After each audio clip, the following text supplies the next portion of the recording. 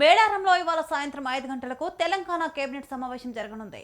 తొలిసారిగా ఒక మహాజాతర నిర్వహించే ప్రాంతంలో మంత్రివర్గ సమావేశాన్ని నిర్వహించేందుకు ఏర్పాట్లు చేశారు. ఖమ్మం పర్యటన ముగించుకొని సాయంత్రం 4 గంటల వరకు మేడారం చేరుకోనున్నారు సీఎం రేవంత్ రెడ్డి. కేబినెట్ సమావేశ మందిరానికి తుది మెరుగులు దిద్దుతున్నారు. అక్కడి ఏర్పాట్లను మంత్రి సీతక్క పరిశీలించారు.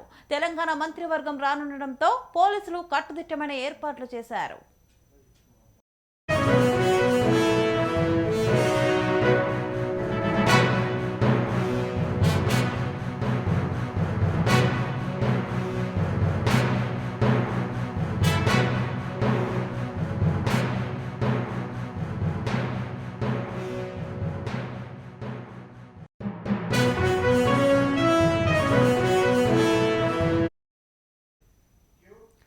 మేడారంలో మరి కాసేపట్లో తెలంగాణ కేబినెట్ సమావేశం జరగనుంది. తొలిసారిగా ఒక మహాజాతర నిర్వహించే ప్రాంతంలో మంత్రివర్గ సమావేశాన్ని నిర్వహించేందుకు ఏర్పాట్లు చేశారు.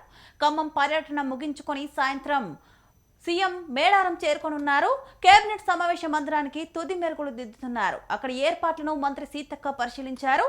తెలంగాణ మంత్రివర్గం రానుండటంతో పోలీసులు కట్టుదిట్టమైన ఏర్పాట్లు చేశారు.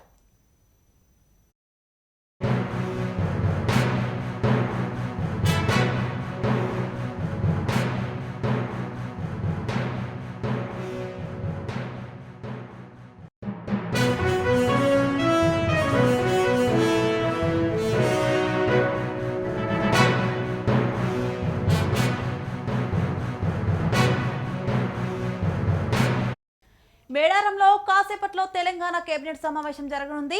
తొలిసారిగా ఒక మహాజాతర నిర్వహించే ప్రాంతంలో మంత్రివర్గ సమావేశాన్ని నిర్వహించేందుకు ఏర్పాట్లు చేశారు. ఖమ్మం పర్యటన ముగించుకొని మేడారం చేరుకోనున్నారు సీఎం రేవంత్ రెడ్డి. కేబినెట్ సమావేశ మందిరానికి తుది మెరుగులు దిద్దుతున్నారు. అక్కడి ఏర్పాట్లను మంత్రి సీతక్క పరిశీలించారు. తెలంగాణ మంత్రివర్గం రానుండటంతో పోలీసులు కట్టుదిట్టమైన ఏర్పాట్లు చేశారు.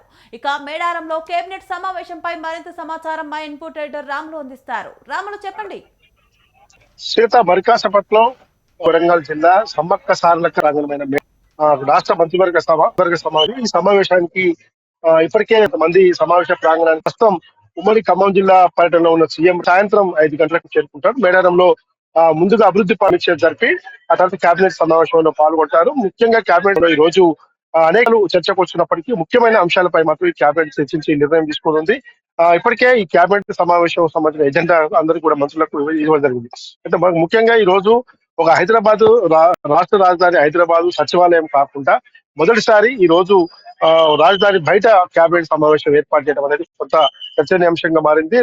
మొదటి రాష్ట్ర చరిత్రలో కూడా ఇది మొదటిసారి అని కూడా చెప్తా ఉన్నాం. మొత్తం మీద ఈ రోజు రాష్ట్ర కేబినెట్ ఎజెండాలో ముఖ్యంగా రానున్న మున్సిపల్ ఎన్నికల షెడ్యూల్ పైన చర్చకు రానుంది. తర్వాత ఇప్పటికే ముఖ్యమంత్రి రేవంత్ రెడ్డి గత బీఆర్ఎస్ ప్రభుత్వ హయాంలో ఏదైతే 10 జిల్లాలుగా ఉన్న ఉమ్మడి తెలంగాణ జిల్లాలో ఉన్న తెలంగాణను 33 జిల్లాలుగా విభజించి అస్తవ్యస్తంగా జిల్లాలను చేశారు. మొత్తం రెవెన్యూ వ్యవస్థను కానీ అడ్మినిస్ట్రేషన్ కానీ అస్తవ్యస్తం చేశారు. దీనిపైన ఒక కమిషన్ వేస్తున్నాము. రిటైర్డ్ జడ్జి చేత కమిషన్ వేసి పునర్వ్యవస్థీకరణ చేయాలని చెప్పి జిల్లాల విభజనాంశాలపై చర్చించేందుకు 6 నెలల్లో కమిషన్ ఇచ్చేందుకు జడ్జి చేత కమిషన్ వేస్తున్నామని చెప్పారు. దాంతో పాటు ముఖ్యంగా సమ్మక్క సారలక్కల ఆరాధ్య దైవమైన ఆదివాసీల యొక్క అంశాలు కూడా కొన్ని పరిగణలోకి తీసుకొని ఈ రోజు వాళ్ళందరికీ కూడా ఒక మనోధైర్యాన్ని కల్పించేందుకు రాష్ట్ర ప్రభుత్వం కృతనిశ్చయంతో పనిచేస్తా ఉంది. ముఖ్యంగా ఆదివాసీలకి కేబినెట్ సమావేశం ద్వారా ఒక తీపి కబురు కూడా ఇచ్చేందుకు సిద్ధమవుతుంది. దాంతో పాటు ప్రాజెక్టుల అంశం కానీ, హెల్త్ పాలసీ కానీ, తర్వాత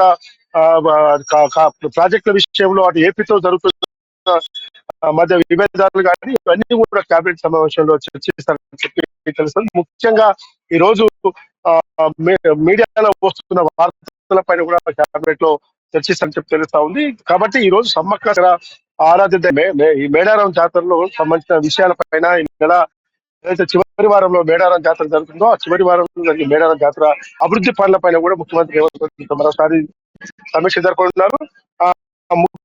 ముఖ్యంగా ఈ రోజు 100 కోట్లతో పెద్ద ఎత్తున సమ్మక్క గద్దెలను కానీ అక్కడ నిర్మాణ ఏర్పాట్లను కానీ పెద్ద ఎత్తున ఏర్పాటు చేయడం జరిగింది.